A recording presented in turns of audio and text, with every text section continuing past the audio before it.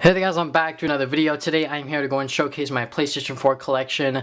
Now before I even start this video, I don't even know how long this video is going to be because I don't have a lot of games for it. So if this video is like 10 minutes long, I think that's pretty good. If it's more than 10 minutes long, I obviously had a lot to say about some of these games. But I did a lot of game reviews on most of these games, I believe, so it shouldn't be too long of a video. But with that in mind, let's begin with the first game. This is Batman Arkham Knight. This was a game when it was released, especially on PC, there was a lot of bugs with it. And I'm not exactly sure if that was the same for consoles. I'm pretty sure it wasn't. But this game had a lot of mixed reviews. This wasn't the finale Arkham Knight game or Batman game from the Arkham series from Rocksteady that everyone was expecting. Everyone was expecting this to be awesome and badass because it had the Batmobile and everything, but it just didn't live up to those expectations. And even like for myself, because I felt like the Batmobile was unutilized and the story was a bit predictable, I would say. Like, if you pay attention to the story, you could pretty much figure out what's going on, like towards the middle of it. Like, you'll see certain plot twists coming from a mile away, but there were some plot twists that like kind of did take me by surprise. I'll just leave it at that. But this is Batman Arkham Knight, not exactly the greatest game, but if you have played the previous Arkham games and want to see on how the series ends, pick this game up. God of War 3 Remastered. I bought this on Black Friday for $15. That's not bad, to be honest, because, you know, this was a remaster, and this is probably the best God of War game I've played thus far. I haven't played Ascension yet, but I heard some mixed things about it. I heard some people say it was great, you know, it was awesome, and then I hear some people saying that it was okay, you know, but need to go and get on God of War Ascension one of these days. But anyways, I replayed God of War 3. And it was fun, it was awesome, I loved it, and the graphics look even better, you know, like if you thought the graphics on PS3 were great, playing this game on PS4 is even better, so there's that. This is Infamous Second Son. This is the collector's edition right here, version. I bought this, here's the funny thing, alright. So, when this game came out, I did not have a PS4, but I knew that when I did buy a PS4, this was the first game I wanted to play. So I bought the collector's edition on Amazon, I believe, when it launched for like $80. You know, I bought it for 80 bucks, and, you know, it came with a beanie, some like DLC codes, some stickers, some, I'm not exactly sure if it does come with real pins, I don't think so. Oh wait, it actually, oh no, wait, does it? I don't even know, but it came with a bunch of stuff basically, and you know, this alternate box art and everything, and if you flip it on the inside, it actually does have the official artwork. I'm not exactly sure if you could see that, I wasn't even looking at the camera, but if you can see, just have the camera focus a little bit, if you can see that the official artwork's on the other side, but I don't like it like that. I'd much rather just have the hand. But yeah, this is a great game. I love Infamous Second Son. It's probably, I wouldn't rank it above Infamous 2 because like it's really hard to beat Infamous 2 in my opinion, but I would rank it above Infamous 1 just because of like the way we got to know Delson and like the Seattle world and the way the story played out and everything like that, and you know, his powers were pretty cool. And yeah, I just loved Infamous Second Son, probably because I'm an Infamous fan, and you know, this is a new installment in the series, and I'm still waiting for a new game from Sucker Punch. It could be whatever it was, or whatever they are working on, I should say. Bad wording, phrasing, whatever you want to say it. But yeah, I'm just waiting for Sucker Punch to announce what they're doing next, because as of right now, we don't know. Knack. I made a mistake with this purchase. I forget exactly how much I paid for this. I think it was, I want to say 20, but I'm gonna hate myself for saying that because this game is definitely not worth $20. It might have been 10, I'm not sure, but Knack. This was a game, when I saw it, I was like, this could be on PlayStation 3, and then when I saw all of the particles moving around, and I was like, alright, yeah, this has to be on PS4, or else the frame rate's gonna go to shit, you know, basically. So, but the game itself is not good.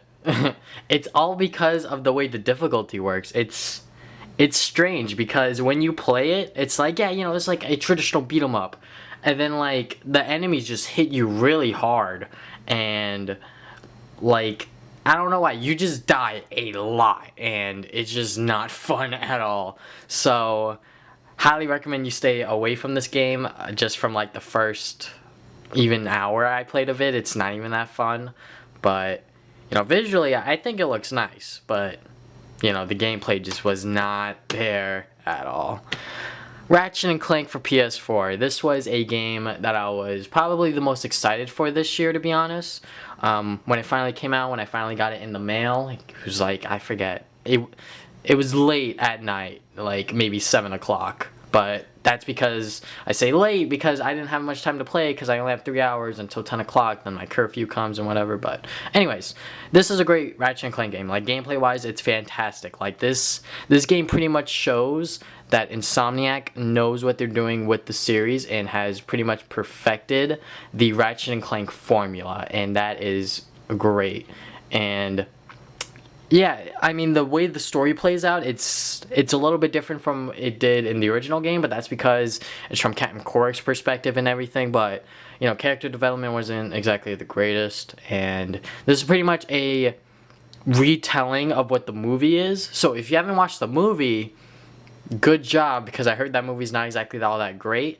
But if you want to go and play something that's pretty good Ratchet and Clank wise, like today's standards, play the game. It's pretty good gameplay wise. I mean, like, the story's not exactly the greatest, but if you want more details, I did a review. I'll actually put a link in the description below for all of my reviews that I did on most of these games.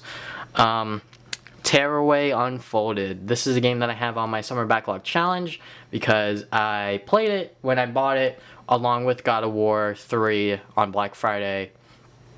I bought them, and you know, I played this a little bit and I was having a lot of fun. Like, this is probably one of my favorite platformers from last year, I believe. I believe this game came out last year, I forget, but you know, this is a great game, and I still need to finish it because it's part of my summer backlog challenge, and since that video I have not touched it since, so I need to get on that. I'm not exactly sure on how long this game is either, so I need to bust my ass and finish this game ASAP because I want to see on how it ends, because this is a great game, and this comes from the creators of Little Big Planet. Personally, I wasn't a huge fan of Little Big Planet, so, but this game's great. So moving on, we got the Uncharted Collection. This pretty much has Uncharted 1, 2, and 3, and I did a review on all of those, so if you want to watch any of those, I did use footage from this game to go and do my review on it. And also, you know, just like replaying those games helped me a lot, like refresh my mind on how Uncharted 1, 2, and 3 played out, because it's been